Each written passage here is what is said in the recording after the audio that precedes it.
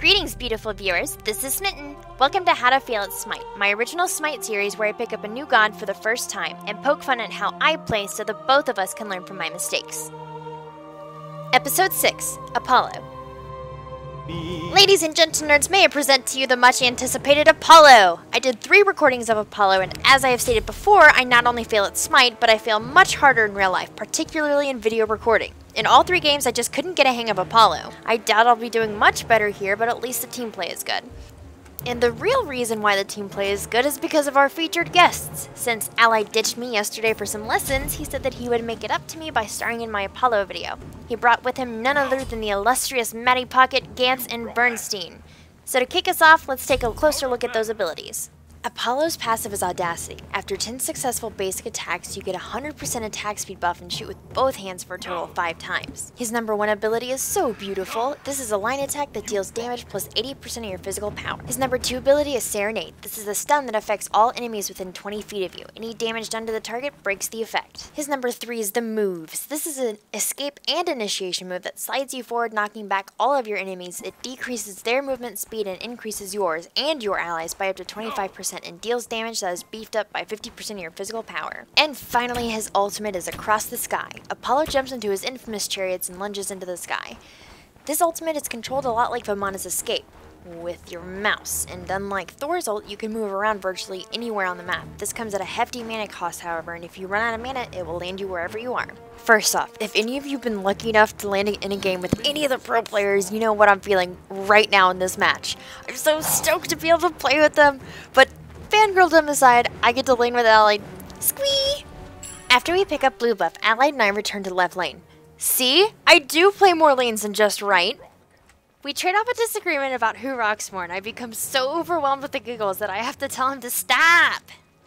To which he finally agrees, and with my victory in hand, we get to hacking away at our minions. Our opponents enter the ring, and ladies and gentle nerds, it appears it's going to be a mirror lane! It is about this moment that I remembered all of the times I've ever watched a professional player on Sobek, especially when they lane with someone who has a stun. I get so caught up in the moment that I forget to level up my 2 and don't do so until after he's tossed the other Sobek. But never fear, the beautiful thing about laning with the pros is that they know how to compensate for your noobishness, and Allied simply auto-attacks the other Sobek to death. But at least I look cool while I vindicate my own behavior by working on the enemy minions. Honestly, the coolest part about Apollo in my opinion is his hands when he starts shooting. I mean, yeah, his ultimate is interesting, but I love the dual shooting as his passive. As I hit level 3, I subsequently level his 3rd ability, the Moves. Now, because this god is so new, and because I'm such a fail-hard, I'm not exactly sure whether this is the quote-unquote correct way to level his skills yet. However, Allied cheers me up by dancing with me in circles while the recently slain Sobek returns to aid his invaded tower.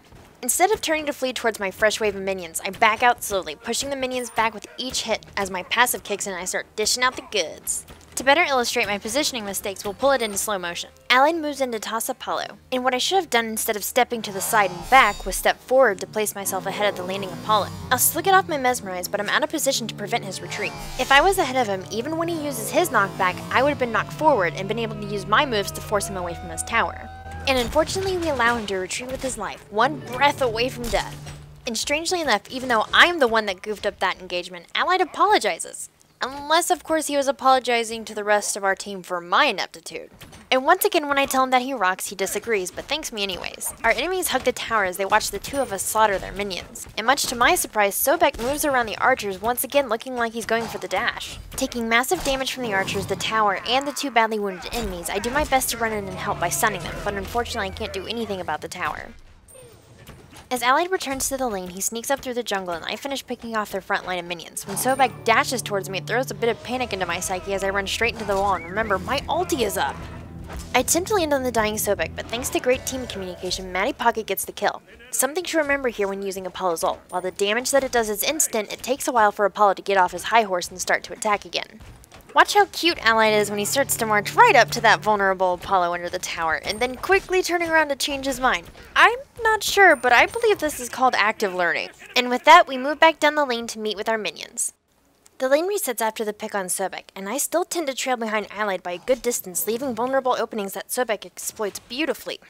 I display a stunning lack of flexibility as I use my Mesmerize at the wrong moment. I should have waited for Ally to toss Sobek back, use my dash to meet up with him, and then pop my Mesmerize to keep him from using his ult to give Ally some time to get his off. And I probably shouldn't waste my passive dual shots on things that I can't see. Once again, despite my misgivings, my lane partner makes it all look intentional as he takes out the Sobek once again. Ally plucks Apollo from his tower, and in my confusion, I miscalculate his movements and completely miss with So Beautiful. We jump forward to see another engagement about to take place in the mirror lane. Ally takes the first step as he tosses Sobek back, and this time I'm ready for it. As I see him heading back into the jungle, I hit my ult, and got lucky landing on him because I was out of mana. My ultimate also knocks back the enemies that it hits, and he gets away with his dash. Apollo tries to cover the escape of his lane mate and steps out of position. Ally tosses him back, and I take him down with a few basic attacks. After we return back to the lane triumphant in that engagement, we take the time to clear up the minions and celebrate with a few more U-Rocks. Allied informs me that he's going back to base and tells me to be careful. And when a pro tells me to be careful, what do? Retreat. Fueled up and ready to go! Back in our lane, bringing our opponents to proverbial business. Until Allied's keen eyes catch sight of Freya in the minimap heading towards us from the jungle. See how helpful words are?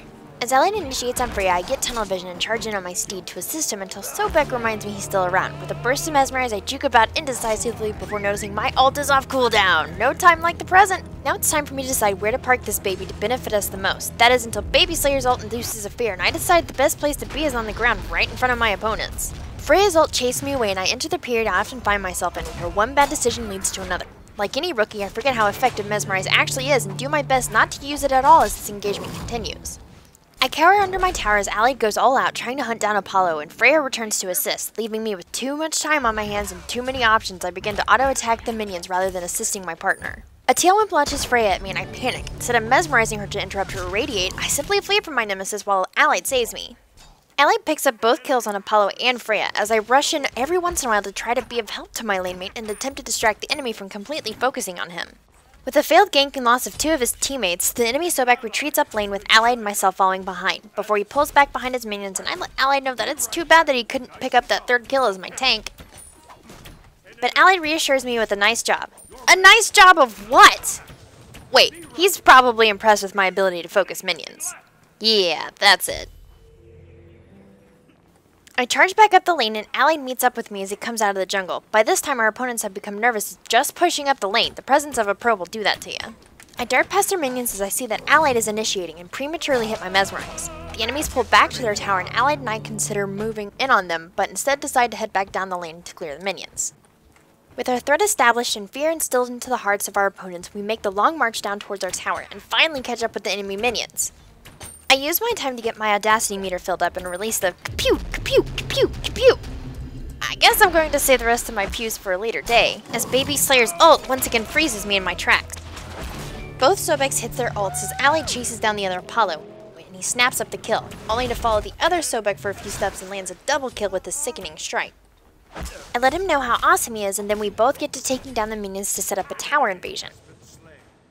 One thing to note here is my skill priority. In-game, I don't have a firm understanding of how I want to play Apollo, but after doing some post-game research, I recommend your skill priority to be your 1 first, your 2 second, and then your 3 and 4.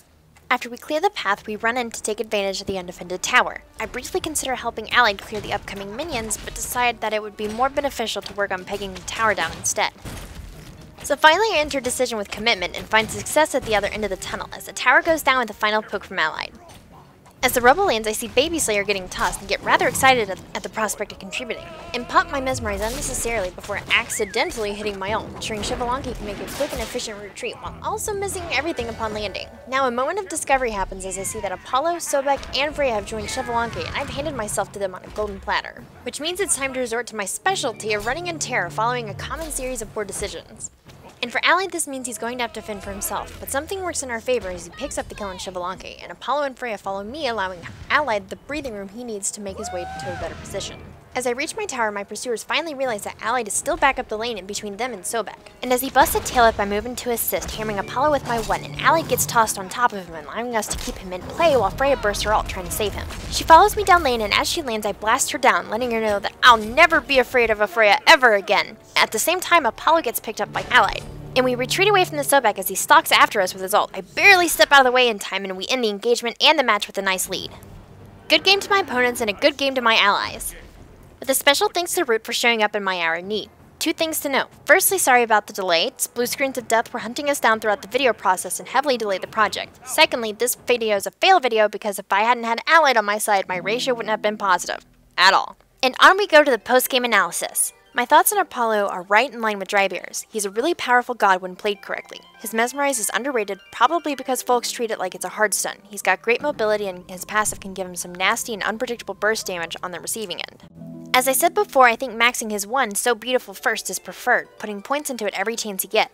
Pick up his 2 Serenade with your 4th point and max it second so you can get that juicy 2.3 second Mesmerize. The moves. His number 3 is a good choice to grab your 2nd point, so you can have an escape or the ability to chase down a cowardly opponent to secure the kill. Max this one after Serenade and enjoy the movement buff, debuff it provides. His ultimate Across the Sky, in my humble opinion, is best left for mobility, as the base damage is 480 when you hit with it, while So Beautiful does 300 base damage with an 11-second cooldown. Put a point into this at level 5 and max it last.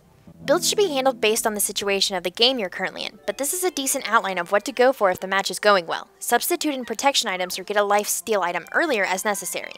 Pick up Death's Toll for that early sustain while getting Warrior's Tabby started. Once Tabby is finished off, get the Executioner followed up by Titan's Bane for some amazing penetration. After that's completed, grab your trusty Deathbringer and snatch up a life steal item. I picked First Gaming's carry and team captain Zapman's Brain, and he recommends taking Brother's Beatstick if the opponents have heals, Death Toll if you need some survivability, and Devourer's Gloves if neither of those are necessary. At this point, go ahead and sell off that Death's Toll for Rage and your standard build is all set. Once again, I'd like to thank Root for being such total bosses for jumping in game with me to help get out my Apollo video in style. And special thanks to Zapman for giving out his tips on how to build a ranged physical carry. If we tickled your fancy, make sure to rate and subscribe for upcoming videos. You can also come hang out with us on our Facebook page. Link in the description. Feel free to leave your thoughts on how to play this god as well as any feedback you have for us below. I'm Smitten, and see you next time. Good game. Bye.